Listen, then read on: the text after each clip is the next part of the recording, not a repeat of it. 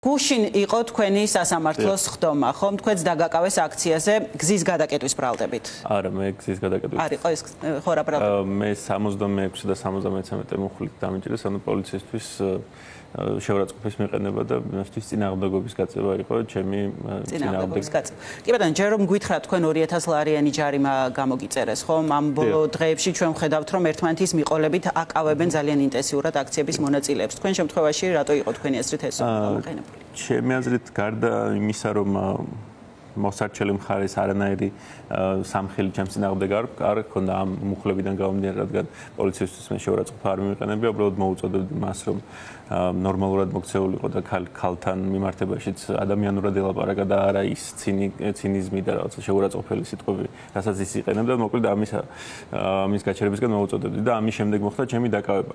გზა იმ მომენტში მე არ გადამიკეტავს, შესაბამისად გზის გადაკეტვის ბრალდებით ვერ დამიჭერდნენ და რაც წარადგინა მოსარჩელი მხარემ სამხილობად, იქაც არ ჩანს არც ერთ ვიდეოში არ ჩანს, რომ მე ვაგინებ სრუმოწმე კი იძახდა, რომ რაღაცა დედის მისამართით ვიგინებოდი უმისამართოდ, მაგრამ ეს მოწმე პოლიციელი იყო, ხო, ალბათ? ყველაზე სევდიანი ნაწილი ალბათ ეგ იყო, რადგან ეს პოლიციელი, ვინც სრუმოწმედ დადგა ჩემს წინააღმდეგ იქ დაკავებისას, მე არ მინახავს, მას არ დაუკავები ვარ.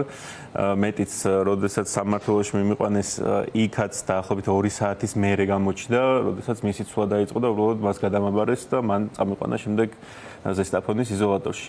იქამდე აქციაზე ის არ ყოფილა, მას არ დაუჭერი ვარ, მაგრამ სასამართლოზე განაცხადა, რომ იქ იყო აქციაზე, გაიგო როგორ ვიგინებოდი, მან დამაკავა და წამიყვანა. აი, არის ხოლმე ხდომები, სადაც პროკურატურის წარმომადგენლები თუ ასე მოწმედ მოყვანილი პოლიციელები მაინც ბრალდებულები ამჩნევენ ხოლმე, რომ მათ გარკვეული დისკომფორტი აქვთ ამ პროცესებში. თქვენ შემთხვევაში როგორ იყო? ქონდა მას ეს დისკომფორტი, რომ რა თქმა უნდა, ერთს ქონდა, მეორეს ნაკლებად, მაგრამ აშკარად ვამჩნევდი, რომ ანუ ყველაზე სამწუხარო ჩემთვის ის იყო, რომ ამ ადამიანთან იქ, როდესაც ზესტაფონში ჩამოყვანდა, დიალოგი ქონდა, საკმაოდ ნორმალური ადამიანი ჩანდა, ახალგაზრდა, ჩემი ასაკის დაახლოებით, ბევრ რამეზე ვისაუბრეთ და მე არ მეგონა თუ ესე მაიქცეოდა, მე ხო ეს ჩემი გულყურობის პრობლემაა ალბათ, თავის შენს თავზე რო გამოსდი, ყველაზე ცუდად მაშინ აისახება ალბათ. კი ბატონო, რა ვითარებაში მოხდა თქვენი დაკავება ამაზე რომ ვილაპარაკოთ? ეს თუ სწორად მახსოვს მედიის მხარდამჭერი აქცია რო იყო, როდესაც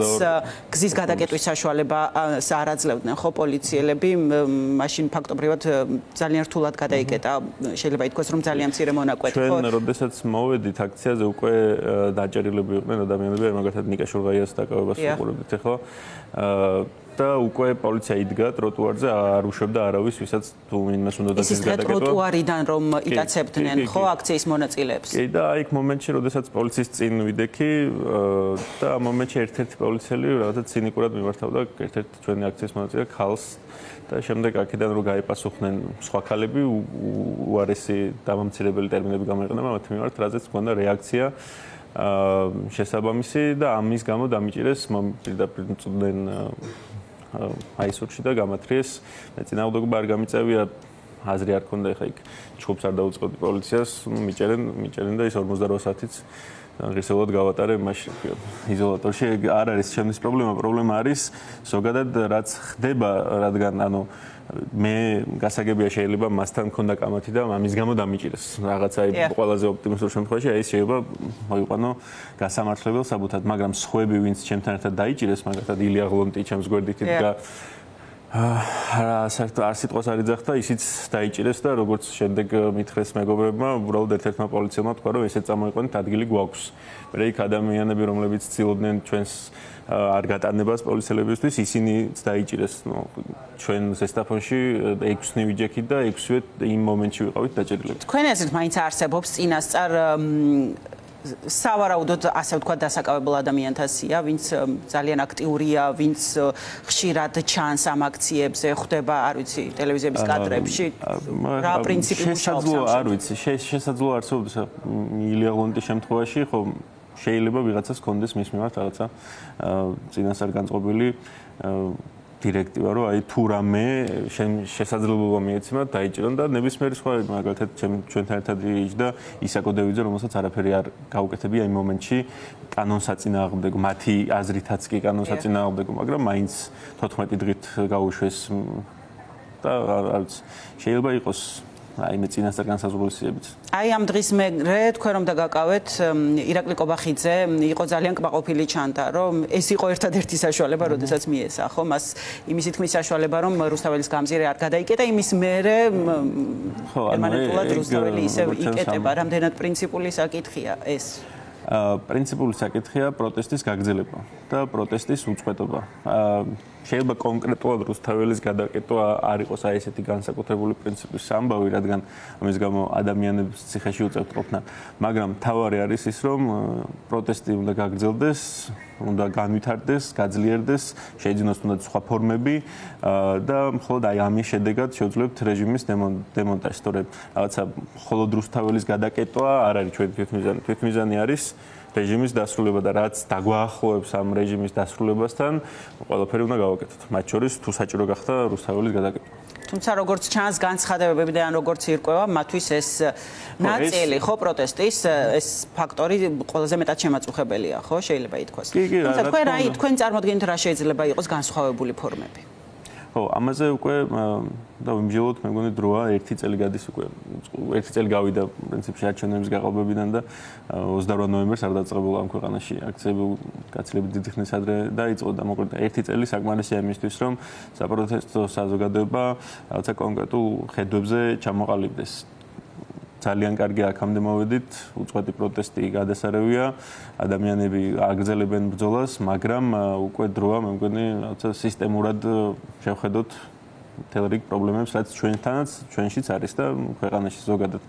მე ვფიქრობ, რომ აი თუნდაც მოდივად გავიძახით ერთობა, გავერთიანდეთ. ნუ რასაც ხედავთ პარტიებსაც გულისხმობ. ყველა ადამიანს და აქტორს, ვისაც ამ ქვეყნის ვინც არ არის ბიზნეს მხარეს. მე ამ ხალხსაც არ გულისხმობ, ბიზნეს მხარეს არის ბიზნესა და მის გარშემო შემოკრებული რამოდენიმე ათეული ბანდიტი ამ ქვეყნის. ხო და მოკლედ თუ გვინდა რომ რაღაცა შევცვალოთ, უნდა გავძლიერდეთ.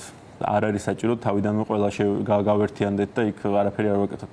თავარია თუნდაც პატარ-პატარა ჯგუფები, აი მაგალითად ჩვენ ვცდილობთ ყოველ შემთხვევაში ქართული რესპუბლიკა რაღაც ადამიანები შევიკრიბეთ, ვცდილობთ მუშაობას, გაძლიერებას, რომ შემდეგ ადამიანებში პოვოთ მოჭიდება და ამ ადამიანების დახმარებით შევცვალოთ ხელისუფლება. მე სურს რომ ყველა აქტორი ასე იქცეოდეს. კონკრეტულ სამოქმედო გეგმაზე მუშაობთ, სტრატეგიაზე მუშაობთ, რა დოკუმენტის სახე ექნება, ამას რა შეთავაზება იქნება, ეს რასაც ეს არის მუშაობა პირველ რიგში ხალხთან, რომ ადამიანები დავარწმუნოთ საქართველოს მოქალაქეები, დავარწმუნოთ, რომ ბიძინა ივანიშვილის დიქტატურაში ცხოვრება მარტივად რო ვთქვათ, არ არის კარგი და არ მოეწონება ეს არავის. დღეს თუ ხარ ქართული ოცნების მხარდამჭერი ამა თუ იმ მიზეზის გამო, ხვალ პრობლემები შენ შეგექმნება.